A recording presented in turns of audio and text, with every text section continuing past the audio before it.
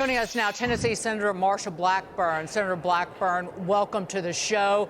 Are you satisfied with what you've heard from President Biden, or frankly, what we haven't heard from President Biden? We did hear from the Defense Secretary earlier today. Dagan, every time they open their mouth, they have a new position and we have more questions. Every time something happens, they wait to see how the wind is blowing, and then they shift their position depending on what direction that wind is blowing. They've been caught on this. They know they've been caught. They spotted this balloon, the first one, off the coast of Alaska. They could have taken it down. They chose not to. Goes into Canada, goes into Montana. A citizen with a high-def lens and access to the local paper's website takes a picture, puts it up, says, what does somebody know about this? And lo and behold, then the White House decides to say something.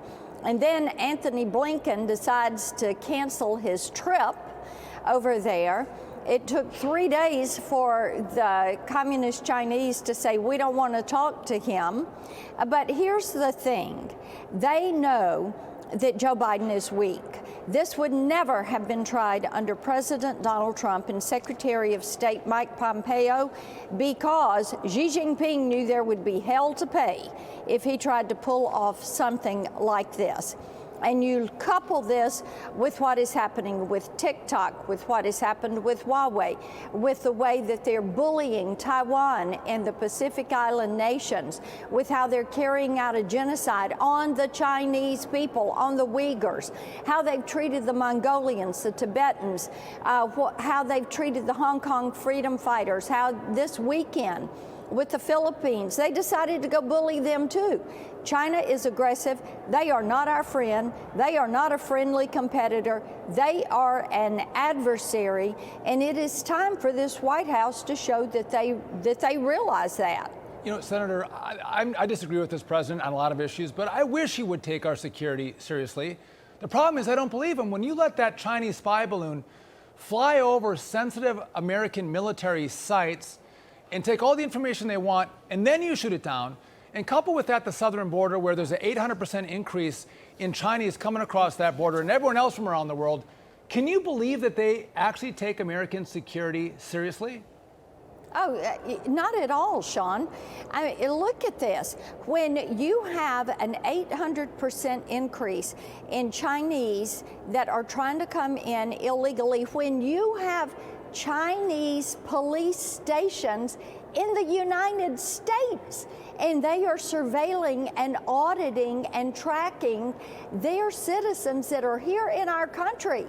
When you have these Confucius Institutes on college campuses, and thank goodness Tennessee has disallowed these things. I mean, look at what they're doing. They say this is their soft propaganda, and going onto these college campuses and trying to say it's a cultural exchange.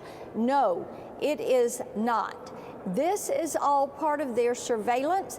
If anybody doubts this, go read the book, The 100-Year Marathon. This is what they're up to. They've said time and again, the 21st century is to be the Chinese century. They want to globally dominate us by 2050. This administration needs to get smart, and instead of worrying about climate change, instead of worrying what the Chinese Communist Party thinks about us, they need to be saying, you are not going to invade our sovereignty, whether it is land, air, or sea. We're not going to stand up for that. Well, instead of hearing from President Biden, one of his spokespeople has been Chuck Schumer over the weekend, quite frankly. And Senator, there's been much talk about the divide between Democrat voters and party leaders with desire for President Biden to run in 2024. But I want to play a clip from Senator Schumer on The View defending some recent poll numbers. Listen to this. I think first you can't always believe polling. Thank you. Hey, there was a poll in 1983 that said Ronald Reagan would get clobbered. And of course, he won a huge victory. But second, I think part of it is that we now have to make sure the American people, they've read what we have done, but they haven't seen it. What? They sure as heck have seen it. Pardon me, I almost cursed there. They see it every time they walk into a store. And I do have a theory, and I will shut up. But this information vacuum on these objects that have been shot out of the sky, you know what? Nobody is talking about the fact of the financial hardship on people. Everybody is just continuing to speculate about these flying objects. They're not talking about classified documents. They're not talking about inflation. They're not talking about the debt ceiling, right? You're right about that, exactly, because people are so concerned about the surveillance. When it comes to Joe Biden's policies, I can't find a Tennessean who will come up and say, my life is in so much better shape, my pocketbook is fatter because of Joe Biden and his policies. Every time you go to the grocery store, you see the effect of Joe Biden's policies. Every time you fill up the car or the truck, or go to get diesel for the tractor, you see the effect of Joe Biden's policies. When you pay the electric bill, you for sure see the effect of Joe Biden's policies. People are spending more to live. The average Tennessee family is spending $629 a month more just to tread water. And this adds up over the cost of the year. Joe Biden being president, at the end of the year, it had already cost him $10,000, and the number keeps going up.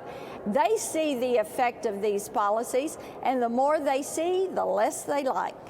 You know, Senator, just like Tennessee or Virginia or Wisconsin, America is getting crushed. Well said. And thank you for joining us on The Bottom Line. We appreciate it. You got it. So kind of you. All right. Yes.